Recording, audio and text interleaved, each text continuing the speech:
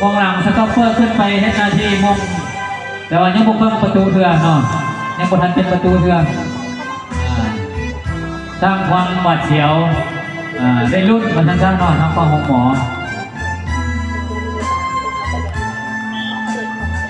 พลาตั้งเต็กเนาะจากหน้าประตูโซล่าเปิดเอาทิศทางไอ้จี้ใช่ไหมจากบ้านกูอยู่เป็นมาออกข้ามหมอได้เดินบ้านโยนไปแล้วล็อกลาเข้าไม่น่าได้ให้พงเพชร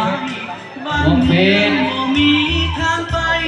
สิ้นแสงไฟมืดมิดหัวตาสองมีนากูหน่อยกูเล่นเดินบนทันหน่อยเบียบันแสงทวนไฟสว่างสวยแจ้งทั่วนาห้องหมอได้โอกาสแล้วเรียกทางปีกขวา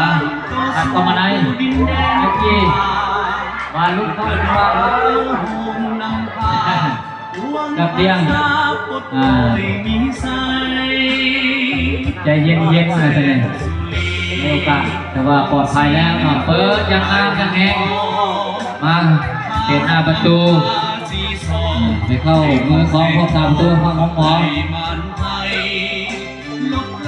ด้วยความจุกจ่ออยากจะได้ประตูเปิดไว้เลยทำให้หมอกันได้พลากับสาดยาวอย่างเดียวเอาไกลไปสักคนขณะนี้ได้เปรียบอยู่2-1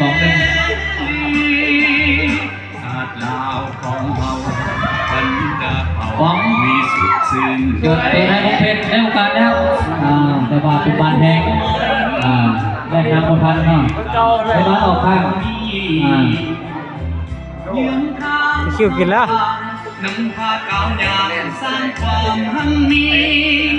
ลาวเฮาเจริญลาเป็นผู้เล่นของหมอพลาได้ยนต์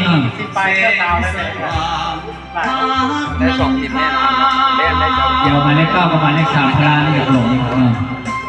อยากคือกันทรงผมก็คือกันก้นก็คือกันต่างแต่สีลงมาได้แล้วว่ามาเลข 3อัดนี่หน่อยลงไม่เจ้าห้ามหรอกมันบม้วนกันสัญญาเจ้าอะไรกับปีเด้อเอาอีกเด้อปีหน้าเด้อ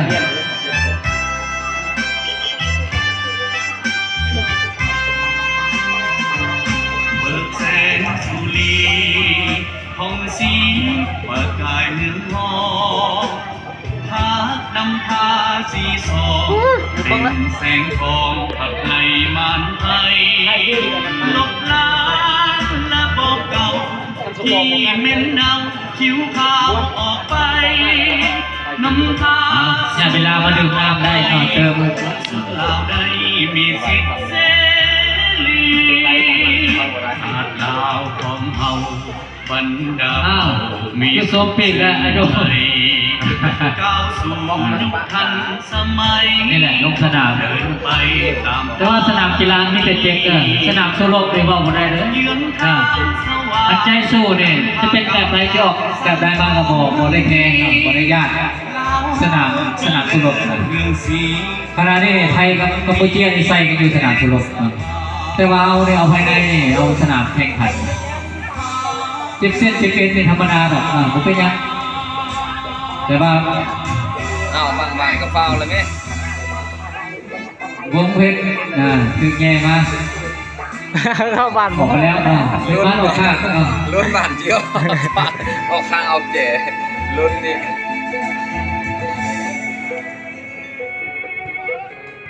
เด็กเก้าอัดเข้าไปในวงหมอยังสกัดได้ดีอยู่ตัดจังหวะนี้มาเข้าทางผู้เล่นของหมอหมายเลข 12รอจังหวะอยู่ท่าคู่เปิดไปทางปีกขวาตัดมาเซล2จะให้ผู้เล่น